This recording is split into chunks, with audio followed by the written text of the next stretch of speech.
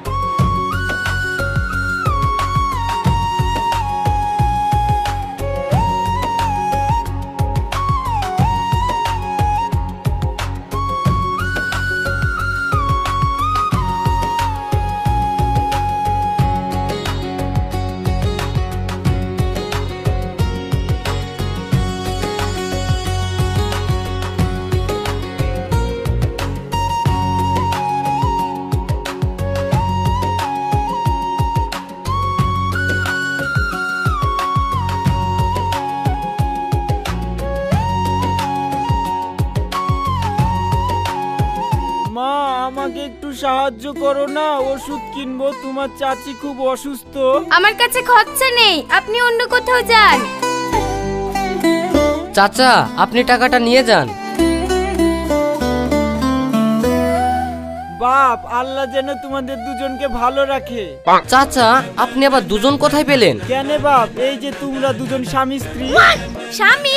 ও কেন আমার স্বামী হতে যাবে? শুনো মা, স্বামী স্ত্রীর মধ্যে একটু মনোমালিন্য হতেই পারে, তাই বলে কি স্বামীকে অস্বীকার করা যায়? এই শেষ বয়সে আইসি তোমার চাচির চিকিৎসার লাগি এই দেখো মা পথে পথে ভিক্ষি করে বেড়াচ্ছি। আমাদেরও তো কত জোর ঝামেলা হয়েছে, তাই বলি কি তোমার চাচিকে আমি ছেড়ে দিয়েছি? দেখো মা, আমি সবই বুঝতে পারছি, তোমরা নিজেদের মধ্যে জোর ঝামেলা মিটিলি বাড়ি গিয়ে শান্তিতে সংসার করো।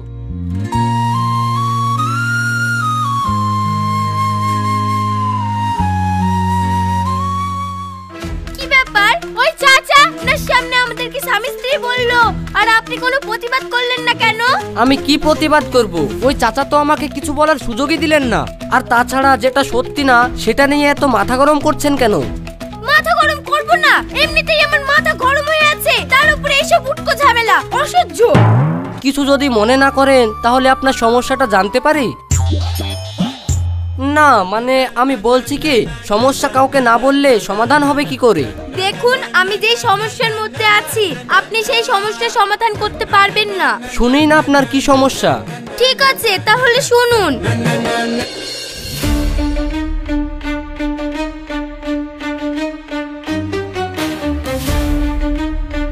শোন বর্ষা, আমি তোর কোনো কথা শুনতে চাইনি। হয় তুই যাকে ভালোবাসিস কালকে তুই ওকে আমার সামনে হাজির করবি, না হলে আমার পছন্দ করা ছেলেকেই তোকে বিয়ে করতে হবে। কিন্তু আব্বা, আমি তোর কোনো কথা শুনতে চাইনি, তুই কালকে ওকে আমার সামনে হাজির করবি, এটাই আমার শেষ কথা। মা তোর আব্বার কথা শুনে কালকে ওই ছেলেটাকে একবার নিয়ে আয় না। তোর আব্বা তো বলছে তোদের সম্পর্কটা মেনে নিয়ে ওই ছেলের সঙ্গেই তো তোর বিয়ে দেবে। ঠিক আছে মা।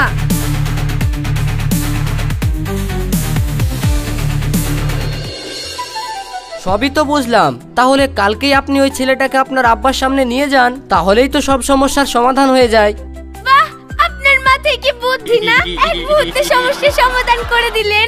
যদি এটা সমস্যার সমাধান করা যেত তাহলে আমি আগে সেটাই করতাম, এখানে বসে টেনশন করতাম না। হ্যাঁ, অসহ্য। তার মানে?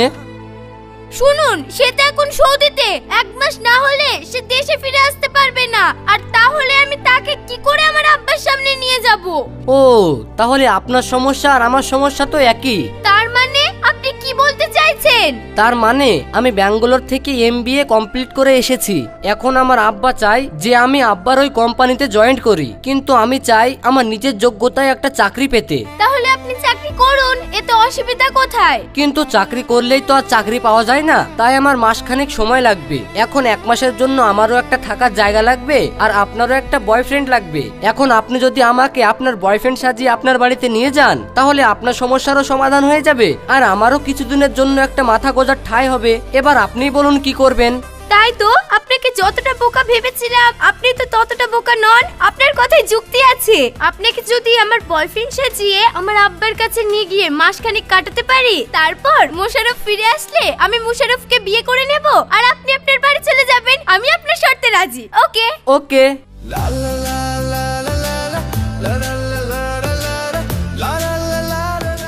মনের মাঝে তুমি, মনের মাঝে তুমি, মোহনের মাঝে তুমি।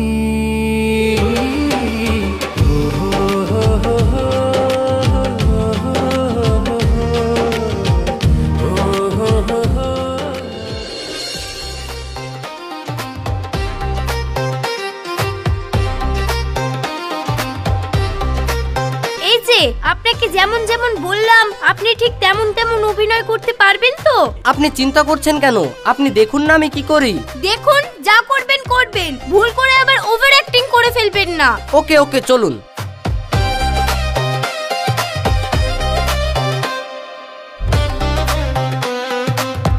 মা, আব্বা, এই দেখো কাকে নিয়ে এসেছি।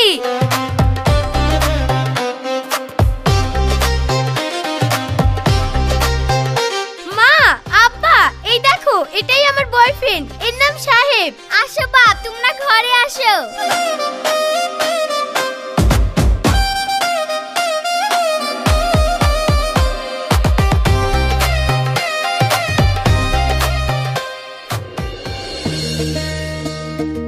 তা বাপ, তোমার নাম কি? আমার নাম সাহেব। আমি অনাথ আশ্রমে মানুষ হয়েছি। আমার 3 কুলে কেউ নাই। একটা অফিসে চাকরি করি। 1 মাসের ছুটিতে এখানে এসেছি। এখন থেকে 1 মাস আপনাদের বাড়িতেই থাকবো। বলেছিলাম ওভার অ্যাক্টিং করবেন না। আব্বা, সাহেব অনেক দূর থেকে এসেছে তো, ওকে আর কত প্রশ্ন করবা। ওকে একটু ঘরে নিয়ে যাই, ও একটু ফ্রেশ হোক, তারপর না হয় তোমরা কথা বলো। হ্যাঁ হ্যাঁ মা, ঠিক আছে ঠিক আছে, তুমি যাও বাপ।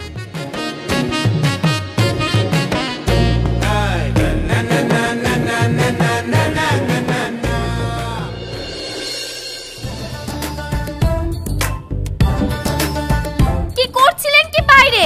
আপনাকে বললাম না ওভার অ্যাক্টিং করবেন না। আপনি এক্ষুনি তো আমাকে ডুবিয়ে দিচ্ছিলেন। আপনার কোনো কাণ্ডব জ্ঞান আছে? আমি কি বললাম? আপনি যা যা বলতে বলেছেন আমি তাই তাই তো বলেছি। উফ উফ, হবে না হবে না, আপনাকে দিয়ে দেখছি কিচ্ছু হবে না। শুনুন, এরপর থেকে আমি যেমন আপনাকে শেখাবো তেমন আপনি করবেন। ঠিক আছে, আমি তাই করব। যাই হোক, আপনি তোমার গার্লফ্রেন্ড? আবার ওভার অ্যাক্টিং? ওহ, সরি সরি।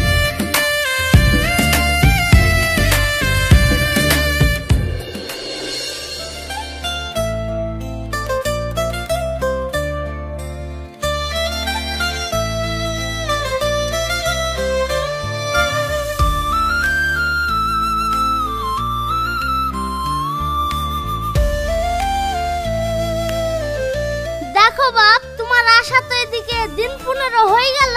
তা আমি চাই এবার তোমাদের বিটা সেরে ফেলবো। তা বাপ সাহেব, বিতে তুমি কি লিবা, শেরওয়ানি না পাঞ্জাবি? কি হলো, কি হলো? পানি খাবা, পানি খাইবো?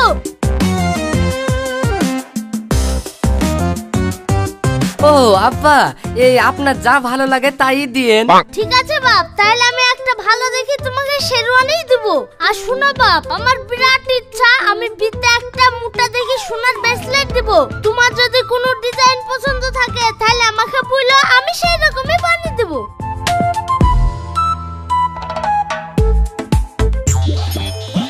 না আব্বা, আমার কিছু পছন্দ নাই। আপনার যেটা ভালো মনে হয় সেটাই দিয়েন। আর বাপ, বিয়ের আংটিটা আমি বানিয়ে রেখেছি, তুমি বসো, আমি এক্ষুনি লেসে দিচ্ছি। আপনি এটা কি করছেন?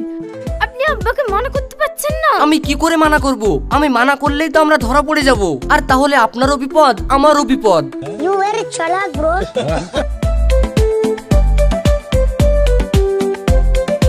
বাপ দেখো দিনি, এই আংটিটা তোমার হাতে হয় নাকি?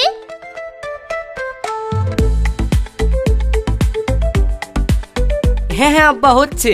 তাই এখন না হয় আংটিটা আপনার কাছে রেখে দেন, এই বিদ্দিনী না হয় দিয়েন। না বাপ, আংটি তুমি হাতে পরে থাকো, তোমার জন্যই তো আনা। আর শুনো বাপ, আমি তোমাদের জন্য এখন ভালো দেখে বাড়ি কিনেছি। আমি তোমাকে ওই বাড়িটা বিতে গিফট করতে চাই, তুমি কিন্তু না করো না বাপ।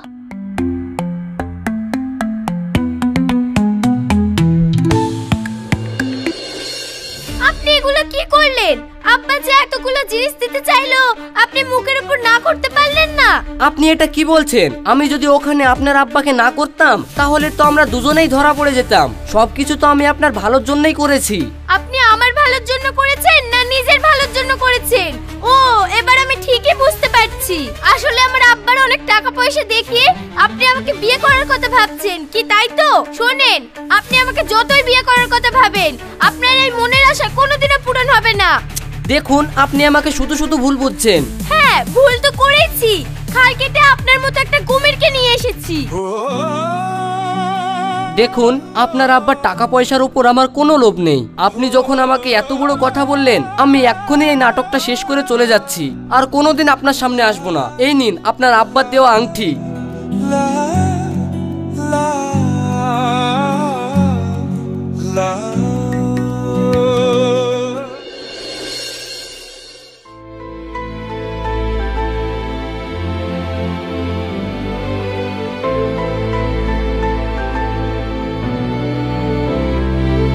দেখ মা, যা হওয়ার ছিল তা তো হয়েই গেছে। পুরনো কথা ভেবে আর তুই কত কষ্ট পাবি? তার থেকে মা, আমি একটা ছেলের খোঁজ পেয়েছি, তুই নিজে তার সাথে একবার দেখা করে আয়। তারপর তোর যদি পছন্দ হয় তাহলে ওই ছেলের সাথে তোর বিয়েটা দিয়ে দেব। দেখো আব্বা, তোমার কথা না শুনে আমি জীবনে অনেক বড় একটা ভুল করেছি। ঠিক আছে আব্বা, তুমি ওর নাম্বারটা দাও, আজকেই আমি ওর সাথে দেখা করে আসছি।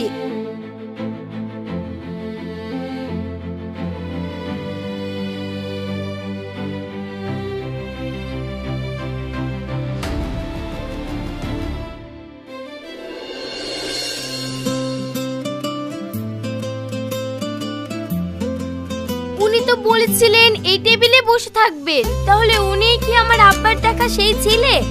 হাই, আমি বর্ষা। কি ব্যাপার আপনি? বসুন।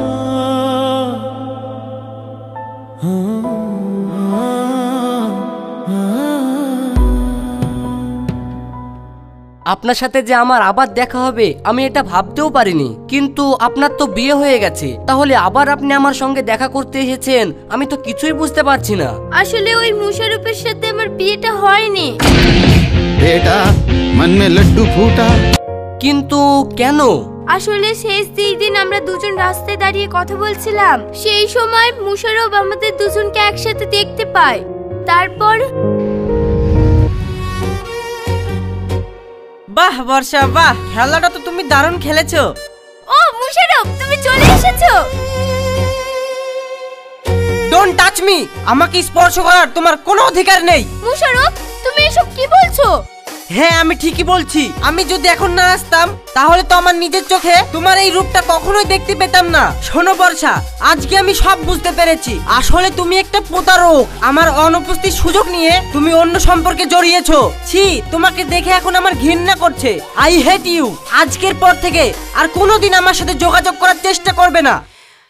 আরে মুশারফ, শোনো, আমার কথাটা শোনো।